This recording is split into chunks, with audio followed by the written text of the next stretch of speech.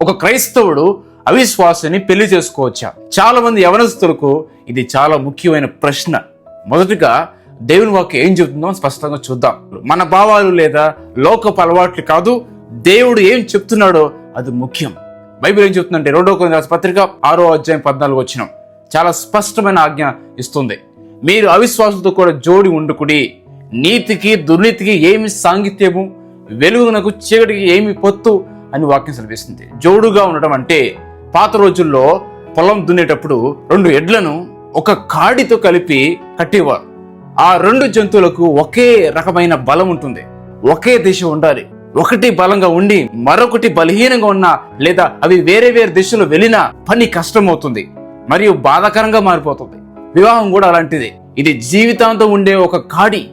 ఒక వ్యక్తిని యేసుని ప్రేమిస్తూ ఇంకొకరు ఆయనను నమ్మకపోతే వారి ఆధ్యాత్మిక మార్గాలు వేరువేరుగా ఉంటాయి. ఒక విశ్వాసి మనసు ఇలా ఉంటుంది. రోజు ప్రార్థన చేయాలి, రోజు బైబిల్ చదవాలి, చర్చికి వెళ్ళాలి, అలానే పిల్లలను దైవ భక్తిలో పెంచాలి. కానీ అవిశ్వాసికి ఇది ముఖ్యం కాకపోవచ్చు. దీనివల్ల నెమ్మదిగా గొడవలు మొదలవుతాయి, సమస్యలు వస్తాయి, విభేదాలు వస్తాయి. అలానే బైబిల్ చెబుతుంది 1 కొరింథీ పత్రిక 7వ అధ్యాయం 39వ వచనంలో, ఆమెకిష్టమైన దానిని పెండ్లి చేసుకున్నటకు స్వతంత్రురాలై ఉండును గాని ప్రభువునందు మాత్రమే పెండ్లి చేసుకొనవలెను అని వాక్యం సెలవిస్తుంది. ప్రభువునందు మాత్రమే అంటే ప్రభువుకు చెందిన వ్యక్తిని అనగా నిజమైన విశ్వాసిని పెళ్లి చేసుకోవాలని అర్థం. దేవుడు మీ సంతోషాన్ని ఆపాలని చూడడం లేదు, ఆయన మీ భవిష్యత్తును కాపాడుతున్నాడు.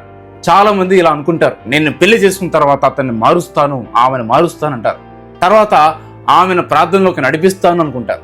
కానీ ఒక అవిశ్వాసిని మార్చడానికి వారిని పెళ్లి చేసుకోమని బైబిల్ ఎక్కడ చెప్పలేదు. వివాహం అనేది స్వాత సేవ కాదు, అది ఒక పవిత్ర నిబంధన. ఒకవేళ పెళ్ళైన తర్వాత ఒకరు విశ్వాసిగా మారితే అప్పుడు భార్యను లేదా భర్తను విడిచిపెట్టవద్దని బైబిల్ చెబుతుంది. అది వేరే విషయం. పెళ్లికి ముందే దేవుని ఆజ్ఞ స్పష్టంగా ఉంది. బైబిల్ ఇచ్చే సరైన సమాధానం ఏమిటంటే ఒక క్రైస్తవుడు తెలిసి ఒక అవిశ్వాసిని వివాహం చేసుకోకూడదు. ఎందుకంటే వివాహం అంటే ఆత్మల ఐక్యత. విశ్వాసమే వివాహానికి పునాది. దేవునితో మీకున్న సంబంధం పెళ్లి కంటే చాలా ముఖ్యం. యవనస్తులారా ఇది గుర్తుంచుకోండి. అందం తగ్గిపోవచ్చు, డబ్బు కరిగిపోవచ్చు, భావాలు మారిపోవచ్చు, కానీ క్రీస్తునందు విశ్వాసం మాత్రం శాశ్వతం.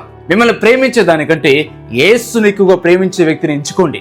అదే సురక్షితమైన వివాహం. ఒక విశ్వాసిని వివాహం చేసుకున్నప్పుడు వాళ్ళ జీవితంలో సమాధానం ఉంటుంది, ఆనందం ఉంటుంది. అన్నిటికంటే దేవుని చిత్తం వాళ్ళ జీవితం నెరవేర్చబడుతుంది. కాబట్టి వాక్యమైన ప్రియ సహోదర సహోదరి, నీ వివాహం విషయంలో దేవుని చిత్తాన్ని తెలుసుకోండి. ఒక క్రైస్తవుడు అవిశ్వాసిని పెళ్లి చేసుకోవచ్చా? దానికి సమాధానం లేదు. ఒక విశ్వాసి అవిశ్వాసిని పెళ్లి చేసుకోకూడదు.